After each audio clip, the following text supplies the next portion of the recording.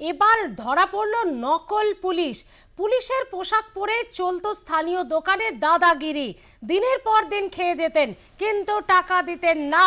পুলিশের পোশাক পরেই চলতো এই দাদাগিরি। ধরা পড়ল অবশেষে নকল পুলিশ। বর্ধমানের ঘটনা, এলাকায় চাঞ্চল্য এবং হতবাক সকলেই। বর্ধমানে ধরা পড়ল নকল পুলিশ। পুলিশের পোশাক পরে দাদাগিরির অভিযোগ। কিন্তু এতদিন হয়ে যাওয়ার পরেও মানুষের সন্দেহ না হওয়ায় রমরমিয়ে চলছিল তার এই দাদাগিরির কারনামা। অবশেষে ধরা পড়ল নকল পুলিশ পুলিশের হাতেই। বর্তমানে ধরা পড়ল নকল পুলিশ।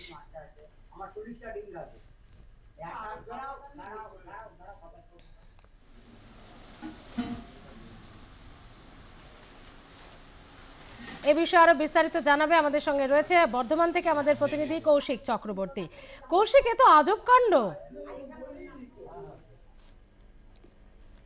কৌশিক রয়েছে?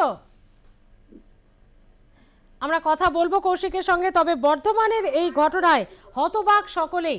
দিনের পর দিন স্থানীয় দোকানে এই পুলিশ পরিচয় দিয়ে এসে খেয়ে যেত কিন্তু টাকা পয়সা দিত না। একটা সময় সন্দেহ হওয়ায় মানুষ থানাতে খবর দেয় এবং তারপরে পুলিশ এসে পুরোটার পর্দা ফাঁস করলো। কথা বলবো, আমাদের সঙ্গে রয়েছে আমাদের প্রতিনিধি কৌশিক চক্রবর্তী। কৌশিক, এ তো আজব কাণ্ড, এ তো হতবাক করার মতোই ঘটনা। হ্যাঁ দেখো, একদমই স্মৃতি, এই কদিন ধরেই কিন্তু যে বর্ধমানের এই এলাকায় কিন্তু পুলিশের বহু পরিচয় দিয়ে কিন্তু সে কিন্তু বিভিন্ন রকম সুযোগ সুবিধা নিচ্ছিল, এমনকি সে কিন্তু টাকা পয়সাও তুলছিল। এরপরই কিন্তু স্থানীয় যারা আছেন তাদের সন্দেহ, হকার যারা আছেন, বিশেষ করে রেলে যারা হকার আছেন এবং অন্যান্য দোকানদার যারা, তাদের কিন্তু সন্দেহ হয়। এরপরই কিন্তু তারা স্থানীয় যে পার্টি অফিস সেখানে খবর দিলে কিন্তু এরপরই কিন্তু বর্তমান থানার সাথে যোগাযোগ করা হয়। তারপরেই তাকে কিন্তু ধরা হয়, ধরে ফেলা হয় এবং তাকে কিন্তু যখন তার কাছে জানতে চাওয়া হয় যে তিনি কেন এগুলো করছেন, তখনই কিন্তু তিনি কিন্তু স্বীকার করেন যে তিনি কোনো পুলিশ কর্মী নয়, তিনি একটি বেসরকারি নিরাপত্তা রক্ষীর কাজ করতেন।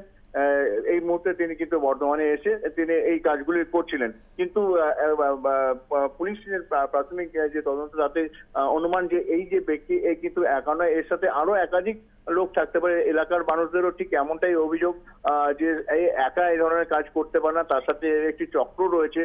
সেই চক্রের সাথে আর কে কে আছে এই বিষয়টি কিন্তু এখন তদন্তের ব্যাপার। সেই কারণে কিন্তু বর্ধমান থানা পুলিশ তাকে গ্রেপ্তার করেছে এবং তাদের হেফাজতে নিয়ে তদন্ত করবে এবং জিজ্ঞাসাবাদ করবে যে এই তার সাথে আর কে কে যুক্ত আছেন এই ঘটনা সাথে।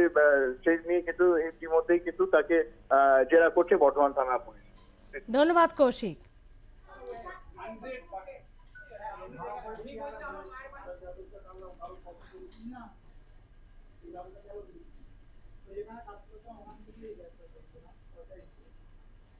খাওয়া লাগবে কি আছে, আমার শেষ হয়ে গেছে, ডিম কটা আছে, মাছটা আছে, আমার 40টা ডিম লাগবে।